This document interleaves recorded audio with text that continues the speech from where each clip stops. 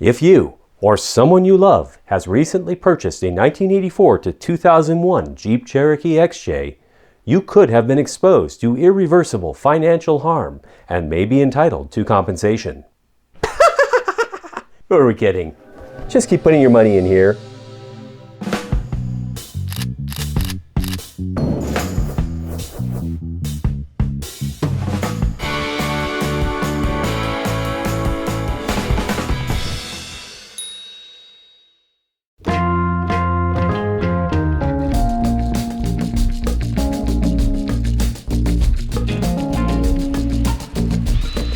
When we were last together, I was walking through the many steps to purge the windshield frame from rust, ending with a coat of acid etch primer. Shortly after, I masked off the frame from the inside in preparation for an epoxy primer coat. But I also noted in that last episode that the dashboard had been disassembled to get to that step. So let's pause this process for a minute and go back in time to get the interior properly disassembled.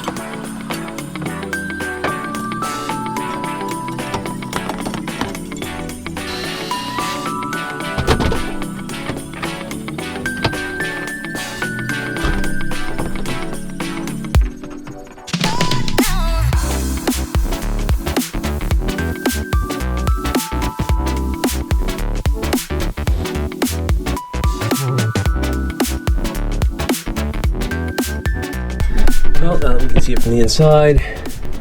That's pretty bad. It's just rotten all the way down there. Thankfully, there appears to be a fairly clear line. It's roughly where that stupid bag was sitting.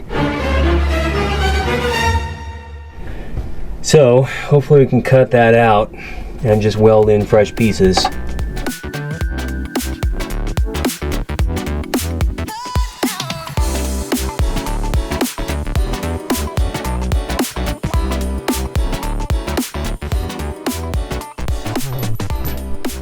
I did find this under the rear seat. That is, of course, a piece of the rear console bracket.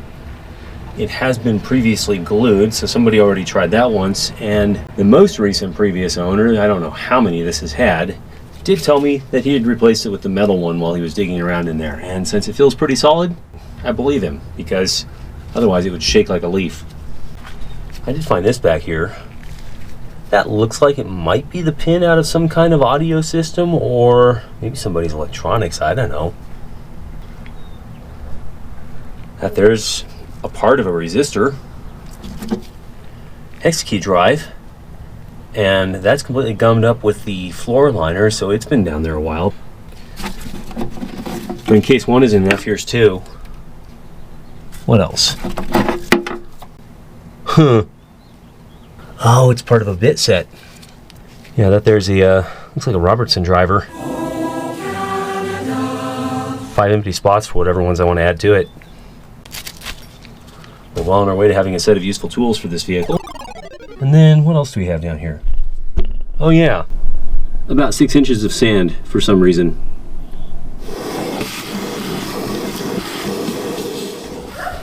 Oh man, whole bunch of junk down here. Like an entire trash collection. Someone just kept jamming things down there, I guess.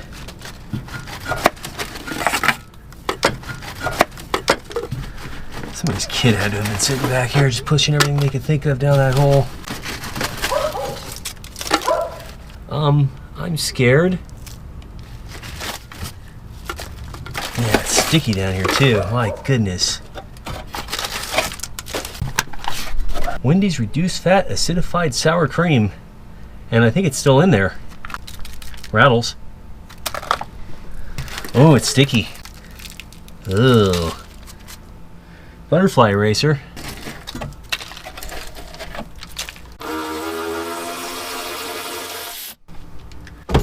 Alright.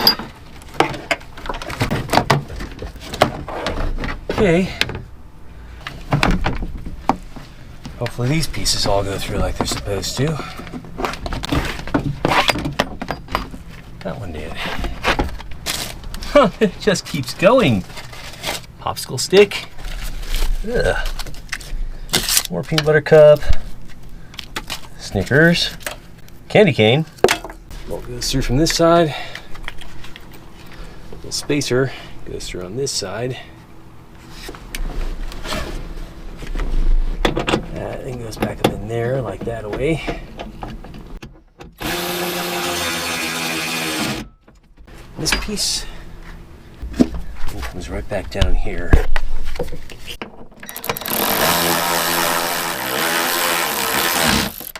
Okay, I just realized there's a drain right down there. That light's coming through. That corresponds to right there. Also of some interest, because this is a two-door, there's a reinforcing brace here, probably also part of a side impact protection system, because that goes from this really thick piece of steel on the wheel arch across up here and ties in right behind the door latch. And the door, of course, has the side impact beam going through it.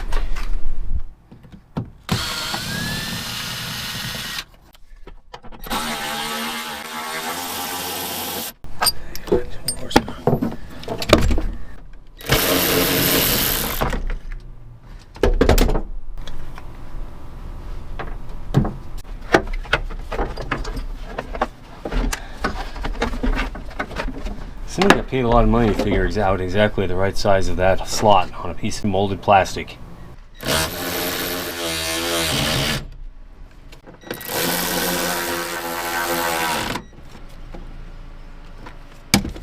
Well, I need a big trash can and maybe a photo for posterity.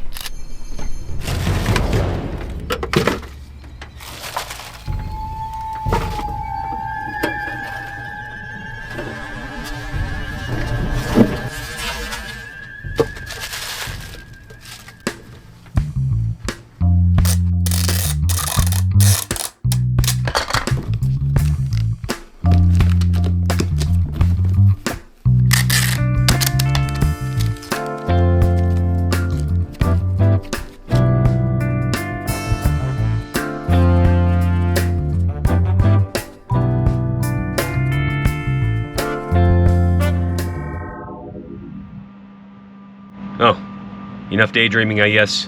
It's not going to finish taking itself apart.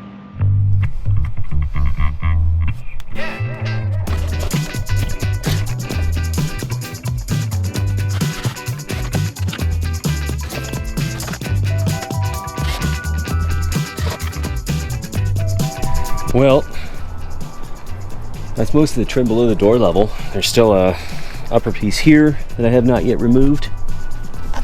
The seat belt.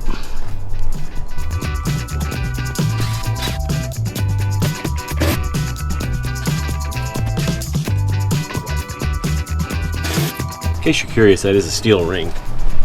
In theory, you could replace it with a couple small washers, but I prefer not to lose it.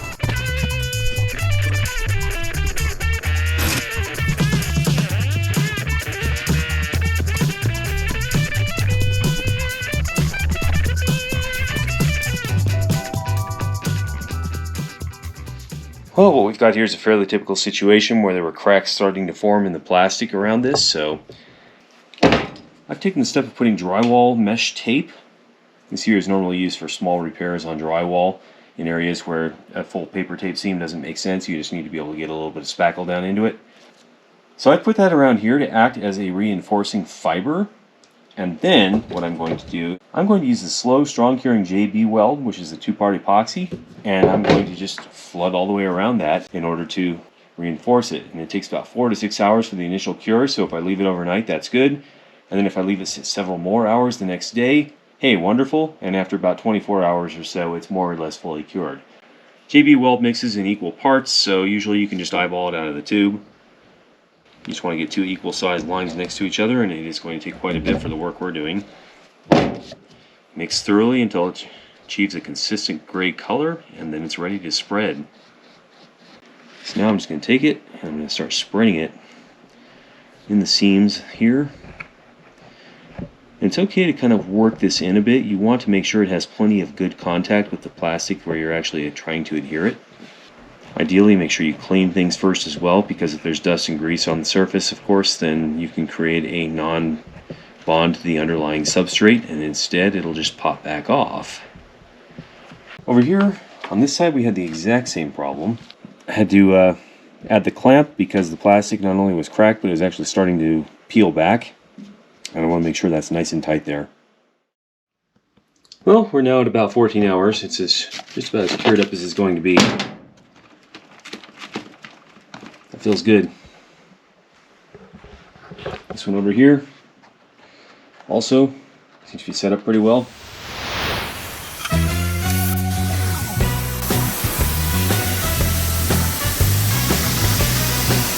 Somewhere in the midst of all this, I located an XJ part out on Marketplace that had reasonably solid carpet. The XJ came from not so solid.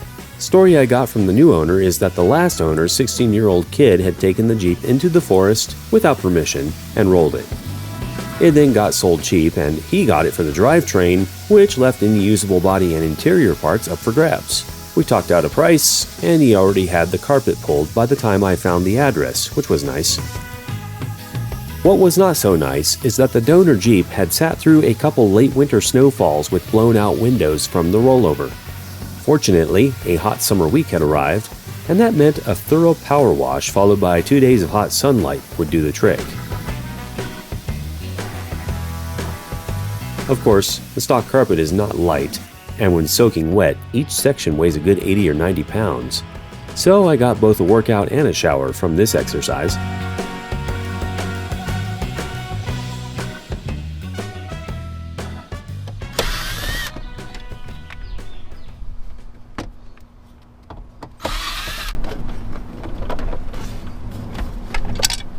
Okay, start taking the dash apart. As always, this center bezel has to come out first. So get that out cleanly, move that down, find the bottom corners of it here, and feels a little on the loose side.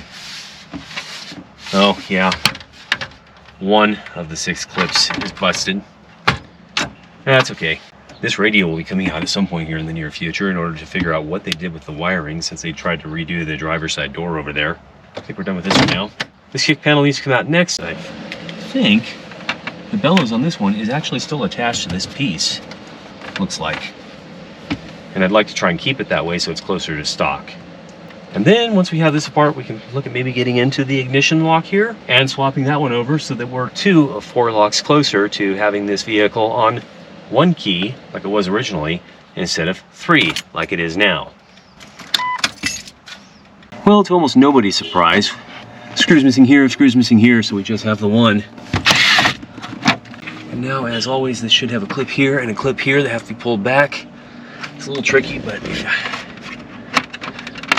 you kind of do it like this, it usually comes out without too much trauma. Both of those are intact, that's good. Now this metal panel comes out with 2 screws. Thankfully, I see one there and one there, so I think they're both installed. Once they are out, it will drop. There's no clip holding it in. It's just a couple little tabs down here at the bottom. So I'm gonna hold it in place with one hand, pull the second screw with the other, and slide it out. Well, that doesn't disappoint. That's exactly as nasty as we figured it would be. Some people have simply removed this on their rock crawler builds because they feel like it gets in the way. Thing is, this here has a metal reinforcing bar behind it, and then there's another one up here around the steering column area. And the reason that panel is supposed to be there is it actually prevents your knees from coming up and getting pinned in here in an accident. It forces them to slide under or for you to bounce out, whichever happens first. And if that sounds horrific, well, imagine being completely tangled up in all that and probably having to have your legs amputated in the car by the emergency team. Up here I see the bellows, and that has a little, it's supposed to just come apart like that. That's how it's supposed to come off the wheel. I don't know if it's going to tonight, we'll find out. First off, there's a clip here. There's also a couple screws. Same thing over on this side. If you remember from Project XJ number 1, that was all busted up, so I ended up making a little screw bracket instead. But let's go ahead and start removing these screws. There's 4 here that need to come out.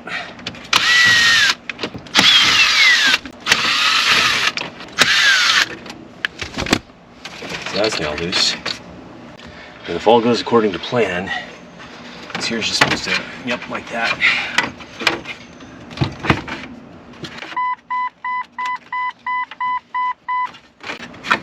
Gently.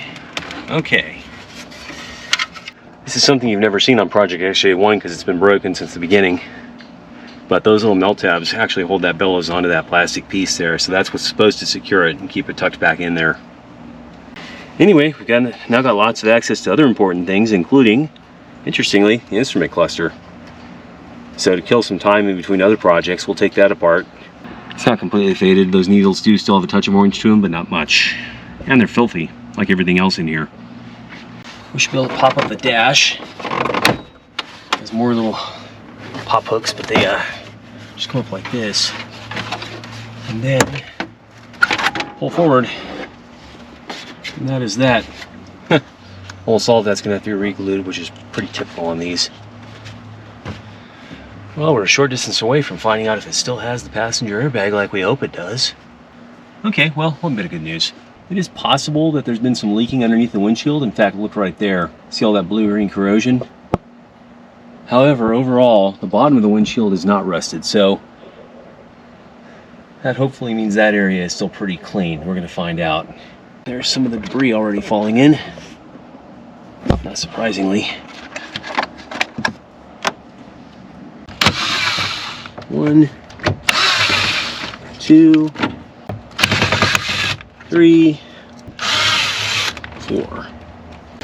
Now let's see, how did this hook in? Main thing I remember about it, it's got these like little aluminum, yeah. So you gotta get like out of that and out of that there. But then you have to go back over these like aluminum pieces here, and okay, there we go. Hey, look at that. Probably the OE bag. Yep. Another hook assembly. So that is an airbag cover. So yeah, even on this older vehicle, there's a nice little explosive charge back here and a bag in front of it. Kind of a claymore, except you're supposed to aim front towards friend. Your legs are not the friend of this device, so if you're riding around with your feet popped up on the dash like some people do, guess what's going to happen to you if you're in an accident and this goes off? It's going to blow your knees right into your face. Note to self, these little side pieces are the first thing that has to go in. I'd forgotten about that. This film here is going to need replacing. I've done that before. All this little felt here is part of what helps keep the dash from rattling, but as it gets old, it dries out, it breaks up, it falls off. And that accounts for more of the squeaks you sometimes get with vehicles in age.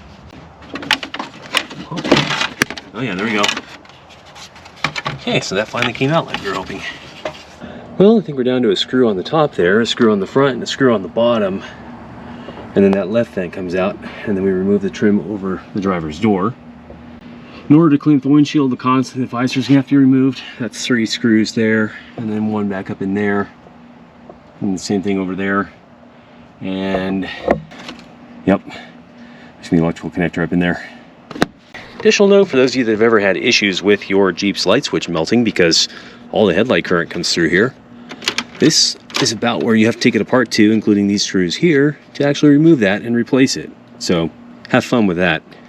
It's kind of hard to see, but right there, you see those letters ABS there?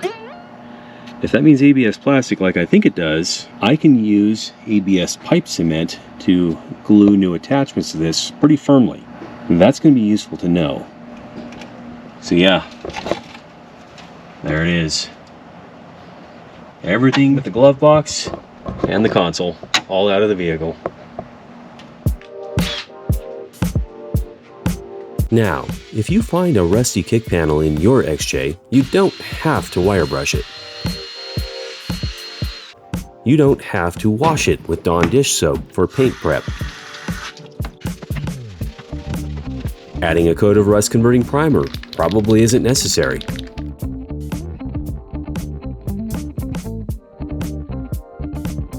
And if you do all that, finishing it over with a silver ceramic header paint that was kicking around the collection is just overkill. But hey, It sure looks nice if you do.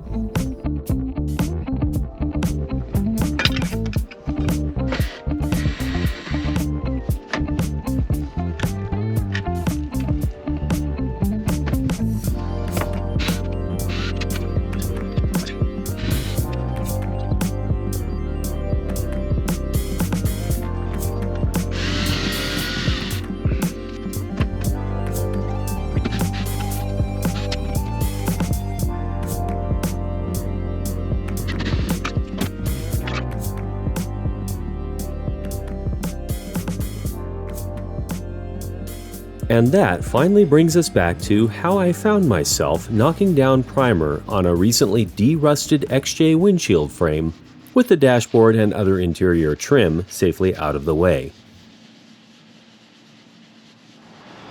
Small change in plans. The etching primer actually made a better adhesion than I thought it would. So now that I've knocked down one loose layer, go ahead and put just a light second layer, and then when this has had a bit of time to cure, we'll hit it with the ScotchBrite again, and then we'll actually seal it with the epoxy primer.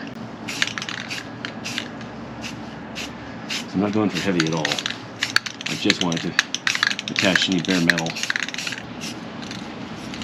A little bit thin right there. Okay, we've got a little bit of additional tape off because this stuff gets all over the place. I don't care about on here because I'm going to have to repaint all this again anyway. And same thing on this side. Just make sure it doesn't collect on the windows in front there. So let's go ahead and break the seal. That comes out of the cap. Goes on there like usual. Break the seal. It's ready to mix.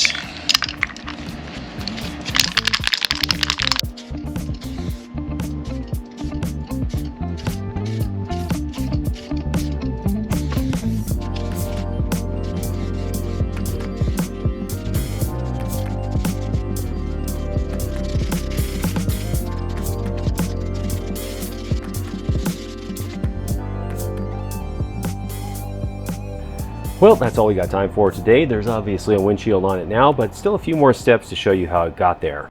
In the meanwhile, there's going to be some more cleanup to do inside now that the interior is out. You can see some rust on the floor that's going to have to be taken care of before we move forward. And I do want to tend to some other odds and ends while I've got this up, including eventually getting the cargo hook mod put in the back like I did on Project XJ1. But anyway, that's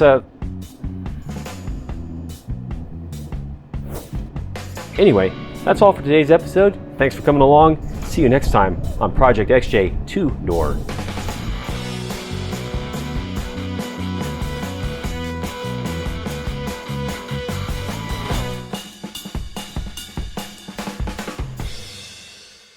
Has anyone seen my phone?